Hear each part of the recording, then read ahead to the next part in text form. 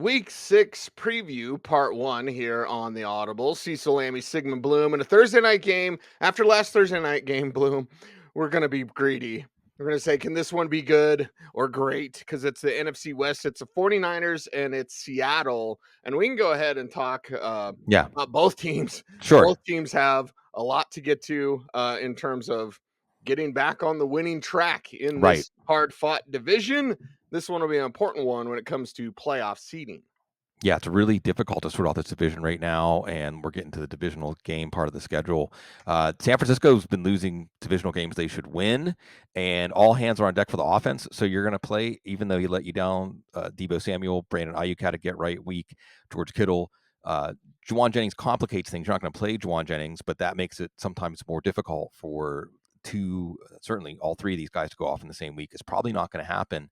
Partially because you see Seattle is weak against the run. We saw what Tyrone Tracy did last week. So you would think it's going to be a big Jordan Mason game, although he did have that key fumble at the end of the game last week that opened up that loss. On the Seattle side, what happened to Ken Walker last week? Why did they abandon him? You would expect more Kenneth Walker in this one. And you want to keep the pass rush at bay as the Giants pass rush really harassed Geno Smith, and he doesn't do as well under pressure. You're going to keep DK Metcalf in, although Deontay Banks did a good job against him last week. It's tougher to want to play Jackson Smith and Jigba and Tyler Lockett or even Geno Smith in this one, as again, the Giants really until late were containing this Seattle offense. So you would think San Francisco can do that too.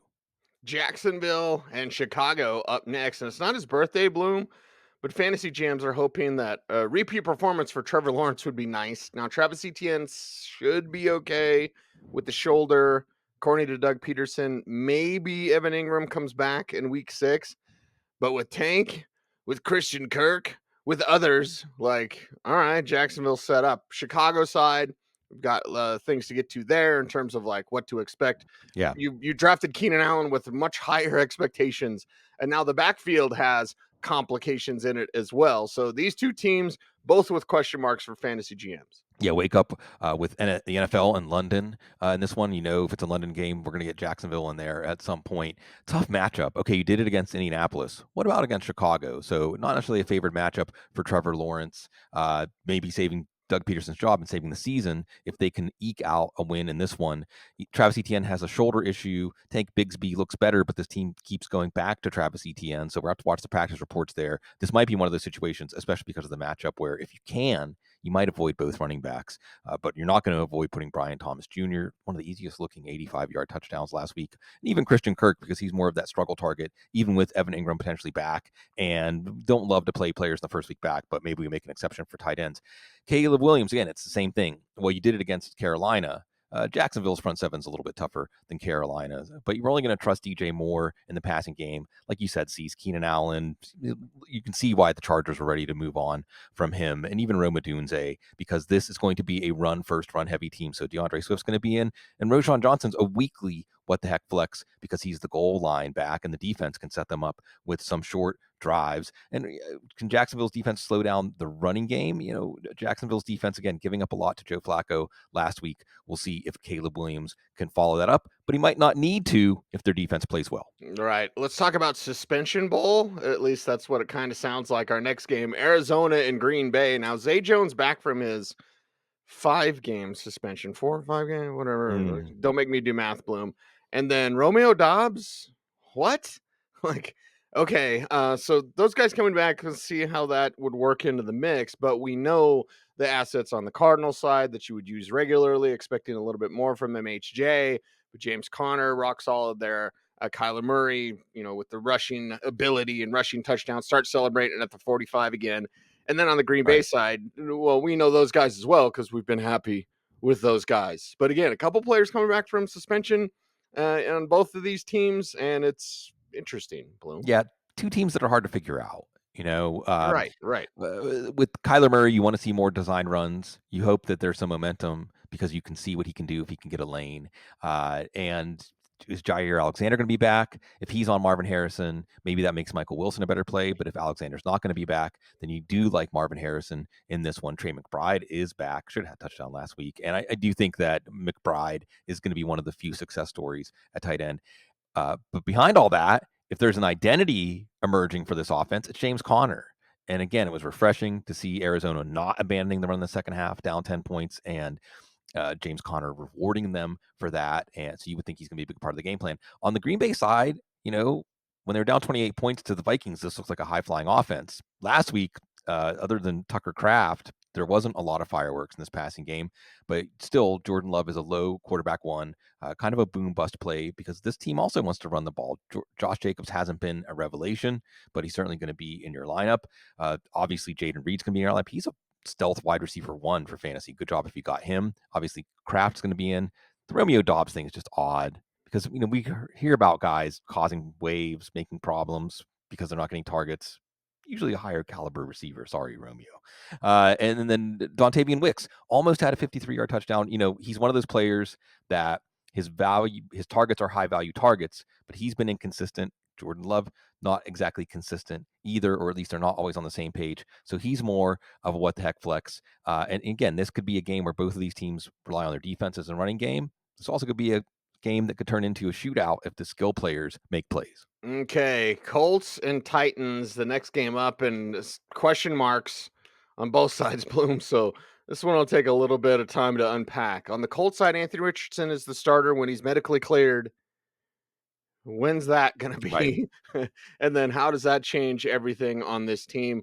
We look to the backfield. We go, okay, now we've got question marks because people thought, oh, it's his easy answers. Trey Sermon. Nope. That's not the easy answer at all. On the Titans side, what do they learn after their bye? Of course, sticking by Will Levis. Yeah. And you can't just go to Mason Rudolph. I don't know. So with the Titan side, it's like coming off a bye, preparing again, divisional matchup here in the AFC South. What did they learn? Who can the Colts turn to? So again, full disclosure, we're recording this Wednesday morning. I have no idea Yeah. what's going to happen in this game. Yeah. And we'll take the Indy side first. And is it Joe Flacco or is it Anthony Richardson? Alec Pierce, Josh Downs are good plays regardless, but maybe better plays if Joe Flacco is playing.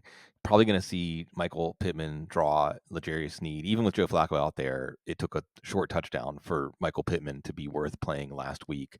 And then will Jonathan Taylor play? I'm guessing no, but it is truly a committee.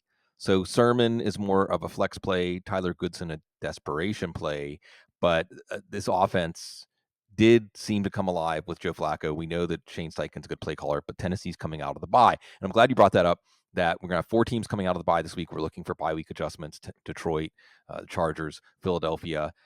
So what's the adjustment? How do you make an adjustment to get Will Levis to stop making the bonehead play? I don't know, a lobotomy or something. I'm not really sure what the bye week adjustment is for Will Levis, except more Tony Pollard and more Tyjae Spears, who had that little ankle issue. He should be fully healthy coming out of the bye, an explosive player.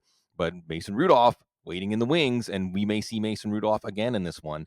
Calvin Ridley and DeAndre Hopkins are both wide receiver 3 flex plays with upside here because against Indianapolis, I think Indianapolis looks like a pass defense we're going to pick on, both in terms of coverage, in terms of an experience, and tackling in the back end. So that makes me think Ridley's going to have a big play in this one. Remember, Justin Fields had a massive day against Indianapolis. So yeah, if Will Levis has problems against Indianapolis, it really might be time for Mason Rudolph. Yeah, it's time for change. 4 games down, 3 games to go here on part 1 of the week 6 preview. More bye weeks to go through, of course.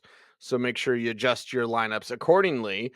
And Houston and New England, adjust your lineups because Nico Collins is on IR. That makes me so sad. It makes me sad to say that sentence. Now, does it make Patriots fans happy to say Drake May is going to start at quarterback?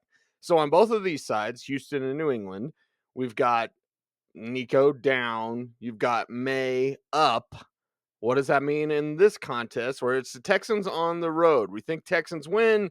Maybe there's an injection of life. Ramondre Stevenson, you're not going to start, but you're going to still lead everything.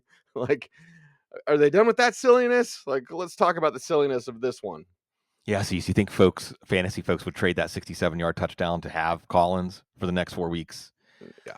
That's rough. I would think that the Texans can be conservative here. I don't know if we're going to see Joe Mixon. They can be conservative about the decision to bring Joe Mixon back, just like Indianapolis might be conservative about bringing Anthony Richardson back after they saw how Joe Flacco played. Dario Ogunbowale is probably a better play than Cam Akers. They're both at least flex worthy here. I do expect Ogunbowale after they showed more trust in him last week to get more touches and maybe more of the high value touches. You got to put Tank Dell in. You got to put Stephon Diggs in. I just because of the more narrow target tree. Dalton Schultz against New England, middle of the field's open against New England. So you had Johnny Smith have a pretty good game against them with Tyler Huntley. So Dalton Schultz gets on your what the heck tight end or bye week coverage tight end. Also like watching Kate Stover. Speaking of deep dynasty sleepers, Xavier Hutchinson. He's going to be replacing Nico Collins. That's a Matt Waldman favorite. Do I need to say more? So certainly in dynasty leagues, he shouldn't be on the waiver wire. How he's going to get an extended opportunity. Maybe he is a surprise hit in this one if you're digging deep. Drake May, see more of a Thursday night topic, not for Matt Waldman and company. Is it the right move? Is it the right time? We'll see. Drake May, can he all of his talents overcome all the problems with this offense? We'll see. He's certainly a what the heck quarterback to super flex, but Will Anderson and Danielle Hunter are licking their chops. Ramondre Stevenson got that touchdown to redeem himself. He's still just a what the heck flex because you're going to expect them to be playing from behind. Certainly, there's no passing game piece with Kendron Bourne back. We're going to see who Drake May has chemistry with, if he has chemistry with anybody, or if it just goes poof, like when we were in 7th grade and we accidentally mixed two things we weren't supposed to mix. Yeah, he's going to play hero ball. That's what I know about Drake May, so expect some of that. Tampa Bay Buccaneers and New Orleans Saints up next.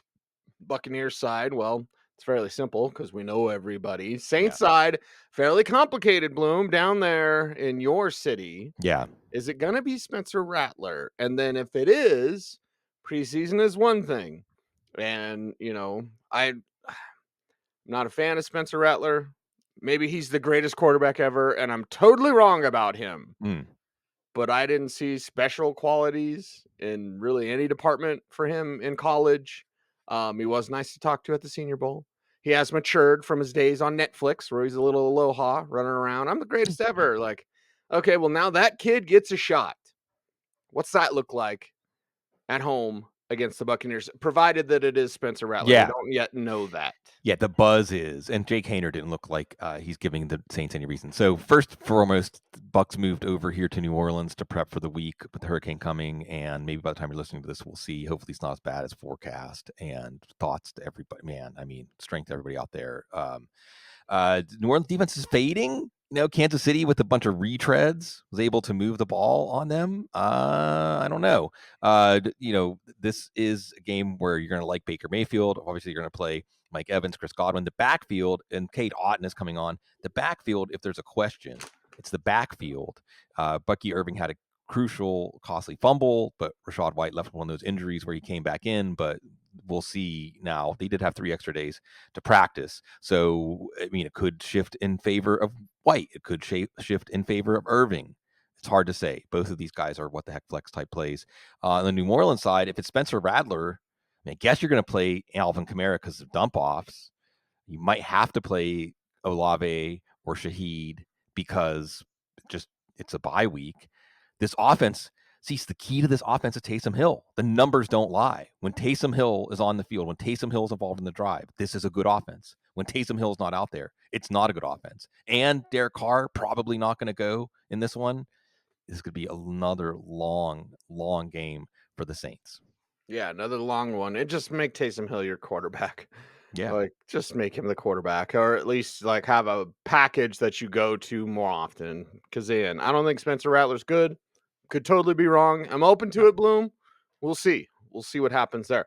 Final game we're going to talk about. We did it, Bloom. Yeah. Browns and Eagles. Browns and Eagles in this one. And oh God, Cleveland.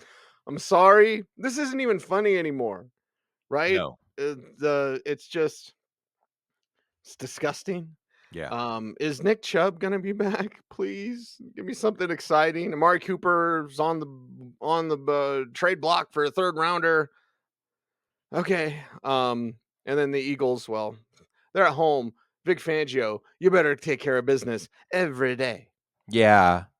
We're waiting. We're waiting for Deshaun Watson to get pulled because he's one of the worst quarterbacks in the NFL. And both the Jet story that happened earlier this week, which we'll talk about in part 2, and the Cleveland story, it's ownership. It's ownership and bad quarterback decisions. Will Nick Chubb be back this week? Nick Chubb, only you can save us. I mean, maybe you play him if he's back because he's the game plan.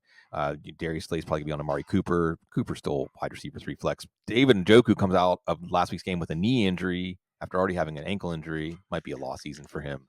And on the Philly side, Jalen Hurts should get back A.J. Brown and Devontae Smith. All systems go against a Cleveland pass defense that you can pick on. Not so much the run defense, but you're still going to play Saquon Barkley, and he's rested, and that's great. And Dallas Goedert, even though he's not the whole pass offense, you're going to play him. And Philadelphia, new plot coming out of the bye week. Philadelphia, you're chasing Washington. You're looking up at Washington. Washington just thumped this Cleveland team. You better do the same if you're a credible team to win this division. That is a wrap for part 1 of the Week 6 preview here on the Audible. He's Sigmund Bloom. Follow him on Twitter at Sigmund Bloom. I'm at Cecil Lammey saying thanks for watching. We are the Audible. Watch these other videos wherever they may appear. He's Sig. I'm Cease. Stay tuned and stay frosty, baby.